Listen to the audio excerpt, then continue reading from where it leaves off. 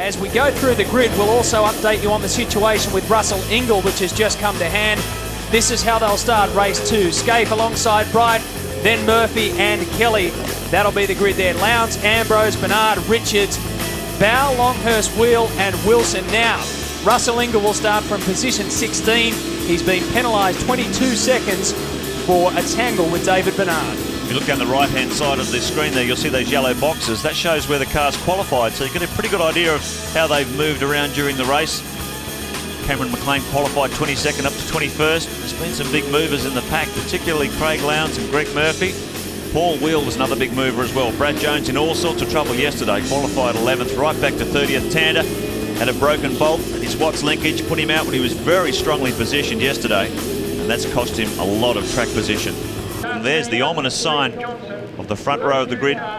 Mark Skaife on pole position, his teammate Jason Bright alongside. And here's Russell Ingall as a result of an incident with David Bernard late in race 1. The officials gave him a 22-second penalty, or the equivalent of a drive-through penalty, and that's put him right back into 16th spot on the grid. On board with Jason Bright, car number 2 of the Holden Racing team right now, as Jason Bright sits at the front of the grid. The team manager, Jeff Grech, will be in line with these guys. He takes a position somewhere in the stands and makes sure that they're right up against the start line as far as they can go. There's Jason Barbagallo, Russell Ingall. We're on board also with Marcus Ambrose in the Pertec Ford Falcon. The camera courtesy of Strathfield. Now, we're under red, we've got green, we're ready to go for race 2 here at Barbagallo, and they're all getting pushed off the side of the track. Some impact already. John Bow's gone spearing off and rejoins. I've just seen all sorts of pieces flying around just as they got started. It'll be interesting to see it. A big blowout already. That's coming out of the back of Marcus Ambrose. Looks like a wheel rubbing against the bodywork there. Oh no, it's coming out of the exhaust. Looks like he's had some sort of mechanical failure in the Pertec Falcon. So not a good start, although that smoke seems to be diminishing. Or watch the progress of that car. Mark Skaife got jumped off the line by Greg Murphy. This is on board the Pertec Falcon. Let's have a listen. I keep going, I can get it through to the pit stop. I'm not quite sure what the problem is there. See if we can find out in pit lane. Meanwhile, the battle for the lead. Greg Murphy got the jump on Mark Skaife as they headed down toward turn 1. So now there's a real attack here from the Kmart Commodore. Mark Skaife locked in behind, gives him a bit of a nudge on the first turn, gets up alongside. They're going to go side by side down the pit straight for the first time. Aggressive move by Skaife. 1 lap completed. He wrestles back the lead after getting jumped off the start. This will be a good battle as Greg Murphy slots now into 2nd position around turn 1. We welcome to the commentary box Larry Perkins, who's of course not racing this weekend. Thanks for coming by, Larry. What do you think about that start? There was all sorts of chaos going on. Yeah, there was a lot going on, and a bit more worrying for the Pertec car was that smoke. I don't think that's going to go for long. Problems there for the Pertec Ford. Mark Skaife just gave Greg Murphy a bit of a tap as they came through the final turn. Here comes Stephen Richards. Apparently a problem with the rear wheel. We hear from pit lane. They're going to go through their tyre change. Can't quite see if there was a problem there, but they've changed all 4 wheels. Right to go. And there is the problem. Tyre shredded. So there's a lot of cars coming together in that start. A lot of damage done as a result. This is the order. Oh, look at this attack by Bright just up the inside of the Castrol Commodore. So rejoins the circuit. Mark Skaife now tries to open up a gap on his pursuers. Stephen Richards tries to get up to speed too on cold tyres. Bit of a lock break there. Todd Kelly tries to sneak up the inside. Richards tries to get back up to speed. Tyre preservation is the key this weekend, and they only get 3 sets of tyres to attack the entire weekend. Some of the drivers will tell you that's not enough. 12 tyres for this weekend at this track will probably not go the distance that's ahead of them. 42 laps, 100 kilometres. They've already done 100 yesterday. How have the tyres been hanging on the Castrol Commodores so far, Larry? Well, the tyres are always not as good after about 1 lap, so, and every driver wants as many tyres as you can give him, but they don't actually wear out. They just start going slower. Looks like we've got Todd Kelly coming in very early. He took advantage of a very early stop. Oh, we've got a drive-through penalty has been issued for Mark Skaife. A drive-through penalty, and I'm sure that's as a result of that Little biff he gave Greg Murphy on the final corner. We have confirmed it's a result of hitting Greg Murphy on that final turn of the first lap. So Mark Skaife will have to serve out a drive-through penalty as a result of that aggression on lap 1. And no doubt there'll be steam coming out of that helmet pretty soon. Now that wasn't aggression, that was just a guy wanting to get on with it. And if that drive-through is for that, that's wrong. Well, you can hear him talking to the crew. He's not happy about that. And nor should he be. Race drivers are supposed to race, and Mark was getting on with the racing. So here he comes now. Slow right down to 40 kilometres an hour. Hit the electronic speed limiter. And now he'll trickle down pit lane. It's worth about 22 seconds. An absolute stitch-up according to his team boss. And I'm sure there'll be plenty of aggro after this race is over. Meanwhile, Kmart Commodore comes in. So they've surfaced both of the Kmart Commodores. There's Skaife rejoining. We'll try and pick up where he is. He comes out next to the Team Brock Commodore. Well, let's have a look at the incident again, Larry, and you may be able to talk us through this. Just have a look at this on the Nintendo replay. This is the incident, apparently. Yes, he's just getting as close as he can. It's a very gentle touch. Nothing wrong with that. Broke his blinker or whatever. But this is the thing what a race driver has to do to race. And if we want to try and ban that sort of stuff, there's something wrong with us. So here comes race leader Jason Bright, who takes over as a result of his teammate going down the order. Skaife has rejoined in 15th place. And he's still to make his compulsory tyre change, so he's going to have to revisit the pits again. So Mark Skaife goes right back through the field. Here's the teammate, Jason Bright, David Bernard in second. Craig Lowndes moves up to third. Marcus Ambrose in fourth. And Ambrose continuing to race, despite that smoke pouring from the exhaust system. Not quite sure what the problem is, but he's maintaining his speed so far. The team have been on the radio to Mark Skaife. They're telling him just to keep cool for now. The issue that they're trying to figure out is track position, Mark. What to do? Should they leave him out there or bring him in? Mark suggested coming in, but they're worried about going a lap down if they do that. For the moment, they're telling Skaife to stay out. Yeah, it's always a quandary, particularly on a circuit. It's only just under a minute to complete a lap. And effectively a tyre change here, if everything goes right, coming in and going out of the pits, it costs you about 35 seconds. Now, if he's dropped that much track time, there is a possibility he could go down a lap. It's a bit of a quandary for the Holden Racing team. I'm sure Skaife will just get his head down and try and go as quickly as possible until they sort that out. Here's a good shot of the field. There's Skaife there. So he's just coming up alongside Paul Radicic. Here's the AA Motorsport Falcon. Craig Lowndes comes in much earlier than he did yesterday. He came in on lap 16 yesterday. Took advantage of some much fresher tyres toward the end of the race. But now he's decided not to gamble with a safety car here. He's come in much earlier. David Bernard in as well. Jason Bright's still out there. Marcus Ambrose is still out there. Bernard made up 5 positions in the first 6 laps. David Bernard, as we go on board with Craig Lowndes, and he exits pit lane and rejoins the race. As you said, that's 9 laps earlier than he pitted yesterday and attacked this field with fresh tyres. It's a different story around here today, and also another story unfolding involving Mark Skaife. A chink in the armour. He's already copped the drive-through. Now he'll have to come back through as well and do that compulsory pit stop. Maybe that's the break that the rest of the field's been looking for. Certainly not the one that they were looking for at HRT, as Anthony Tratt gets dug into the dirt. Now, we didn't have a safety car in yesterday's race, which is extraordinary. That's down at Cold Turn, and that could well be our first safety car this weekend. That's in a pretty vulnerable position, Larry. Yeah, that's right. It's at the end of the downhill section there, and he's clearly gone off, so he must be in the spot where someone else could easily hit him. Here comes Mark Skaife now, coming in for his compulsory tyre change, so they've decided to get all this out of the way as soon as they can. Greg Rust is on the spot. Well, guys, what I guess springs to mind here is that if we are maybe going to have a safety car situation, it's the perfect time for Mark Skaife to pit, so he's opted in. And Stephen Johnson, who's been having a horror weekend so far, he's come in as well, and they both beat any chance of the safety car board going out. So perhaps a wise move by both of those teams. Mark Skaife drove right over the yellow curb on the exit to the pit lane. So there may be more trouble there. So he can really see he's feeling the pressure after that stop-go or drive-through penalty, as it's called now. Rejoins the circuit under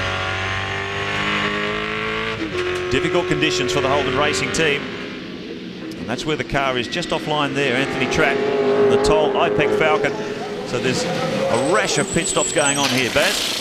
Yeah, it's, I was looking, I don't know where the smoke's coming from Ambrose's car. It maybe could be an oil leak, but there's no oil over the back of it. Sorry, Baz, Mark Skaife's gone off. Oh dear, yes, I can see that. Oh, that's at Kolb Corner as well. Oh, that was a good save to get back on. Oh, what's going on at HRT? And Lowndes is off too. too. Safety car is coming out onto the circuit. I wonder if oil's gone down there. That's two of the lead competitors have taken off into the scenery. Greg? What's happened there, Mark, is there was contact between Todd Kelly and Craig Lowndes coming out of the final turn onto the front straight. They've gotten hooked up. And Ambrose, we believe, has gone off as well. He has. Yeah, at turn one. In fact, Rusty, also problems for Russell Ingall as well, or has he just backed off to get around there? Not sure. Well, all hell's broken loose here. You're right, it's smash-up derby stuff as Marcus Ambrose gets a little bit of contact as well. Now let's dissect all these troubles that have been happening. That's at turn 7, so that's Craig Lowndes just going off big time. Getting nudged by the Kmart Commodore, turned around and he's gone right off into the infield. He's reached the sand trap there, which is a long way off race line. That's a big slide. And he's got his rear wheel stuck in there as well. So what's Lowndes going to do now? Is he staying in the car? You can see there, great shot from our cherry picker as the safety car comes onto the circuit. Probably going to pull you out, mate. Let's have another look at that incident, Larry. On the Nintendo replay. This is the Skaife incident down at Kolb Corner. Yeah, well, that one looks like Mark's only involves himself there. He must have cooked it for some reason. There still could have been oil there because Tratty's still there. Could well have been oil down there. Skaife's gone right offline. He's managed to hit the hard stuff just on the other side of the sand trip. Enough traction to drive the car out. So the Nintendo replay shows you. That is where you'll find Mark Skaife and Craig Lowndes right up the very end. So we're back under green flag conditions. Max Wilson leads them out. Rick Kelly's behind him. Now right down the back of the field is the defending series champion Mark Skaife. And then even further back, 2 places back from him. And second last now is Craig Lowndes. Rick Kelly, the Holden Young Lion, the 19-year-old, is locked in there in second place. Max Wilson, the Brazilian, having his most competitive outing so far, certainly in terms of race speed. Got mucked up by his pit crew yesterday. A very lengthy pit stop put him out of contention, but he certainly had a lot of speed in qualifying and he was running up there in the top 3 until he came in for that stop. So now he finds himself in the lead again. The first 4 cars are yet to complete their compulsory pit stops. We've just got word through that Marcus Ambrose is also going to cut the drive-through penalty as well. Look at this. Rick Kelly attacks Max Wilson hard under brakes as they come up to Nova's turn. Sweeps through to take the lead. One of a few cars still to make its compulsory stop. Wilson, Kelly, Barbagallo, Baird still to stop. And Greg Murphy there in the Kmart Commodore. He's the first car to have made his compulsory stop, so he's looking very strong at the moment. And the drive-through for Marcus Ambrose is apparently because he cut Paul Radicic off in pit lane, so he should have pulled off there and completed that. It's about, what, 22 seconds from start to finish? Yep. When you're going 40 k's through pit lane. So another of the big names is really copping a heavy blow at the start of this race. Lap 14 of 42. We talk so much about tyre preservation and they'd be the key, but at the moment just surviving this carnage. It's Canberra-like. Stay out of trouble and you'll do yourself a big favour. Stephen Richards in and out. Here comes Greg Murphy, looking strong in car 51, the first car in the queue that's made its compulsory stop. Jason Bright and the Holden Racing Team Commodore back there. Here's the second car in the queue that's made its tyre change. So we've got a lot of racing to come. It's only 14 of 42. It's a long, hard grind around here. This track merciless on tyres. It's a strategy of tyre preservation as well as trying to move up. And look at this battle further back in the pack. Mark Skaife and Craig Lowndes fighting their way back from virtually last in the queue. This will be quite an interesting charge to watch. Lap times at the front, they're still hovering around the high 59, low 60-second bracket, as we saw toward the end of race 1 yesterday afternoon. So it's going to be interesting to see how the tyre degradation, whether it starts to take its toll on lap times. Effectively, that man is your race leader, Greg Murphy, the first of the cars in the queue to have completed his pit stop. And look who's behind him, Jason Barbagallo. Remember Phillip Island? Barbagallo and Murphy together. You couldn't imagine they'd want to get tangled up here at Barbagallo. And just about everyone's made their compulsory tyre change except for our race leader, Rick Kelly. And we've just heard from race control that Todd Kelly in car 15, the Kmart Commodore, will serve a drive-through penalty as a result of turning Craig Lowndes around before that safety car. So there'll be another of the TWR Australia Commodores trundling down pit lane sooner than later. Rick Kelly is out there leading this race, but he's still to make his compulsory stop, the young lion. This is Mark Skaife's Commodore working its way through the field. Yeah, that's actually Murphy that we're on board with, because behind him was Jason Bright. Paul Wheels, some troubles for him in the K&J Thermal. He just has to spin it around. He had a great performance yesterday, moved up around 20 places. And Stephen Ellery goes off at turn 6 as well, cold corner. So the order: Kelly, Murphy, Bright, Bow, Bernard, Morris, Todd Kelly, who'll soon be peeling off to serve his drive-through. As we go on board with Mark Skaife. He's got his head down, he's up to 17th place.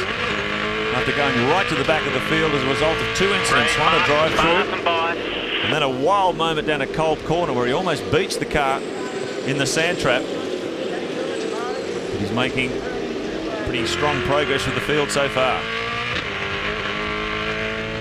Well, he has to do what Lowndes did yesterday. In front of him is Garth Tander, and then another 14 other cars. Lowndes just, like you said, Mark, got his head down and started taking aim at people and peeled them off one by one. That's exactly what the job is for Mark Skaife this time around. We get to see something different for our championship leader, Skaife. He's had it all go his own way in the first 5 rounds, but now some big blips, drive-through penalties, and off-course excursion, and all of a sudden Mark Skaife, as he's back against the wall, he's already got Tander though, so he goes up one more position.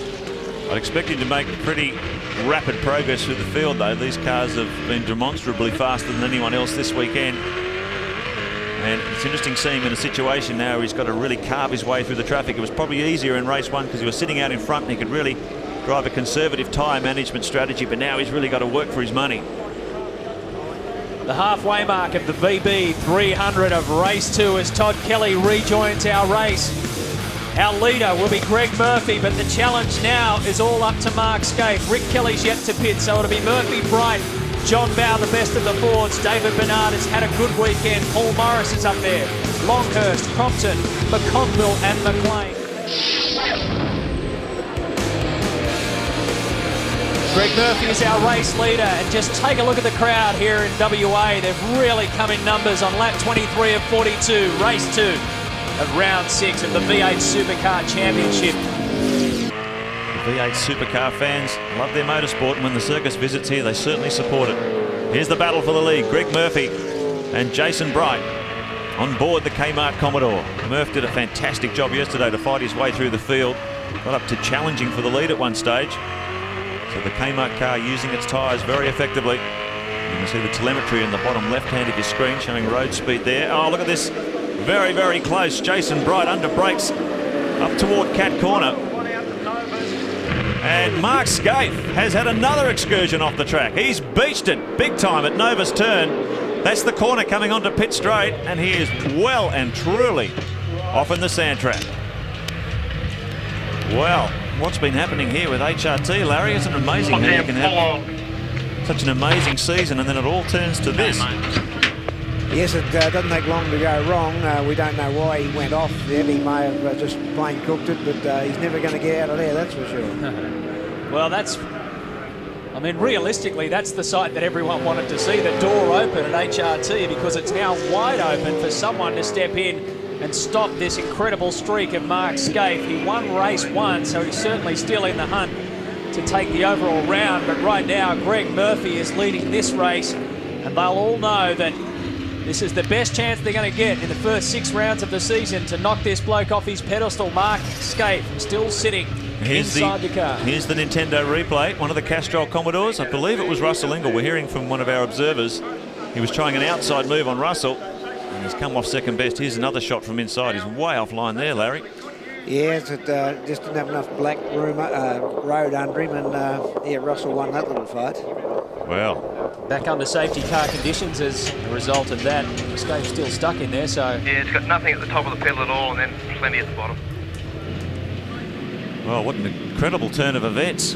Craig Lowndes, he came storming through the field. He'd actually gone down a lap as a result of that incident when Todd Kelly turned him around. And Mark Skaife is off the track as well. Hard on the brakes down into Nova's corner. John Bowe in the Aussie Male Falcon, the Tasmanian veteran, doing a terrific job out there at the moment. My man, he wouldn't be happy at the moment as Paul Morris has a run along the inside. But David Menard hard down into brakes. The Queenslander goes up and picks up another spot. I was going to say one man he probably wouldn't be as happy is Jeff Grech, HRT team manager. He's with Baz. Jeff, that's really a shame Skaife was flying. Yeah, Barry, it's one of the hardest braking circuits in Australia here, and obviously he's trying to make some time up after the penalty. So he just overcooked the brakes and lost the pedal coming into you know, the last turn, so went straight ahead. Yeah. He was talking after, saying the throttle jammed open. Yeah, well, I think what happened when he went into all the sand, it's got up into under the manifold. It's obviously jammed open all the linkages, so race is over, really. Well, how many laps to run? At least you might have some tyres that were in better nick for the last one. Yeah, look, we'll obviously get it fixed for the last race, and if he can do the same again, probably not just as hard on the brakes, it might come up and get some good points. He hasn't done bad this season, has he? No, he's done well. I mean, it was a shame on the infringement, but that's the way it goes. Never mind. Thanks. Jeff. Rick Kelly comes in to serve his compulsory tyre change. He's finally come in at the last possible moment. Go to Commodore, so he's enjoyed his moment in the sun, leading this one for a pretty healthy period of time, but that's going to drop him right down the order now. It's an incredible battle group in the top 10. Some names we haven't seen there before. Murphy, Bright, Bowe up there, Morris, Bernard, Longhurst, Cameron McConville well placed in 7th, Cameron McLean, the VIP Pet Foods Ford. This is the best showing by the Queensland team so far. There he is there in the distinctive black and yellow car. Cameron McConville will be enjoying this turn of speed in the Lansvale Racing Team. Commodore had a shocking outing on the streets of Canberra, and they've really turned it around here. The car looking strong. Neil Crompton in there too. He's having a strong run in the 00 Motorsport Falcon. Brad Jones in there too. So 2 Aussie male Fords in the top 10. And you can see the amount of cut and thrust going on here. This is real wheel-to-wheel racing. I guess with a circuit like this, Larry, only 2.4 k's in distance, it tends to compress the action. Oh, absolutely, and you're going to have to drive real close and press on if you want to try to pass guys. And I see Russell's really stuck there at the back and doing a bit more pressing on. As I say, he was very close to Stephen, and Simon Will's a victim of that as well. So Russell's gone off. Stevie Johnson gets tangled up in it. I think Russell's gone off further off. There he is, just rejoining. So he went right way off into the scenery. He might have picked up a little bit of dirt in the scoop there. But you can see the battle damage along the side of the Castrol Commodore. He's really been in the wars today. The Enforcer, all weekend. In fact, he got pinned yesterday for an incident with David Bernard. And every time he starts to get a turn of speed, he gets taken out. Let's have a look at the replay again on the Nintendo replay. And here's this battle, Larry, between the Shell Ford. And what happens here? well, he clearly was passing Stephen Johnson and got the nose of the car well ahead of Stevens, and in that case, Stephen is supposed to, under the rules, give way. Well, he certainly didn't, and interesting to see, though, if Stephen gets a penalty. There's been plenty of penalties getting thrown around this weekend. Yes, and some of them maybe not necessarily right. Here's the battle for the lead, and it's been on since the restart. Greg Murphy, Jason Bright, you can just see the car getting a little bit sideways as he gets on the power out of cold turn. Trying to preserve that left rear tyre, Larry. They all complain about it around here. You really give it a hard workout.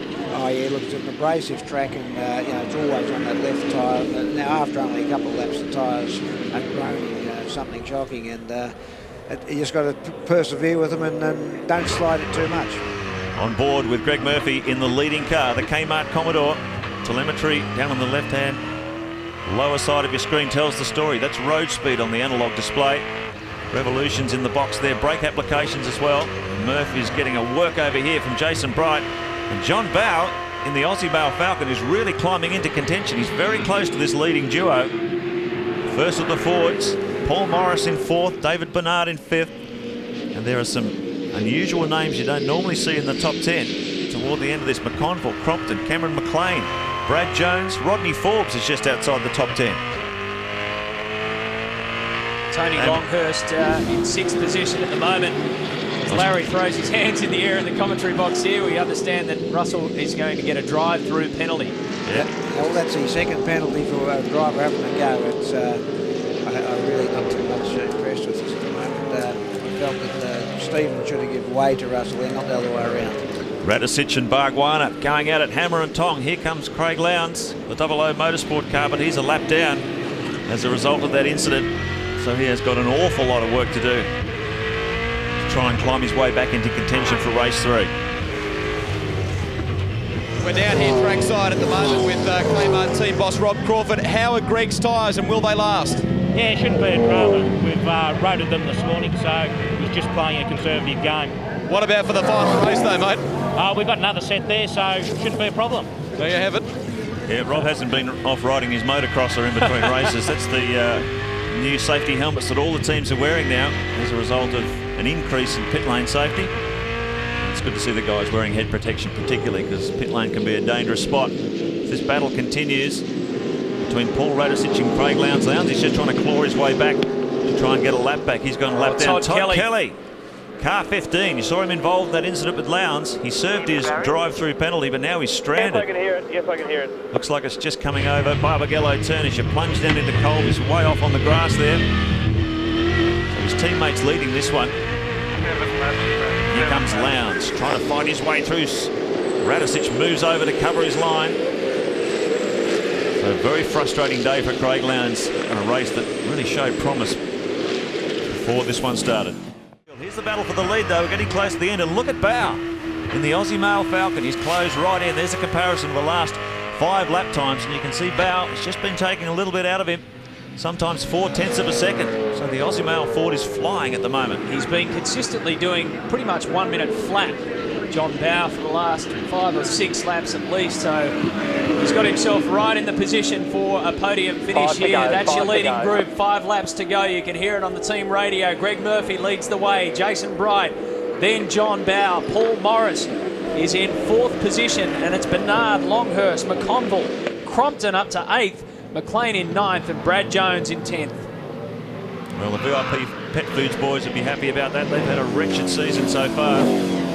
But all of a sudden here, it's clicked. They've dropped in on a good setup. The car's working well. They're well inside this battle for the top 10. But this is the fight for the lead. 2 Commodores and a Falcon. And it's John Bow, the veteran, 1995 Australian Touring Car Champion.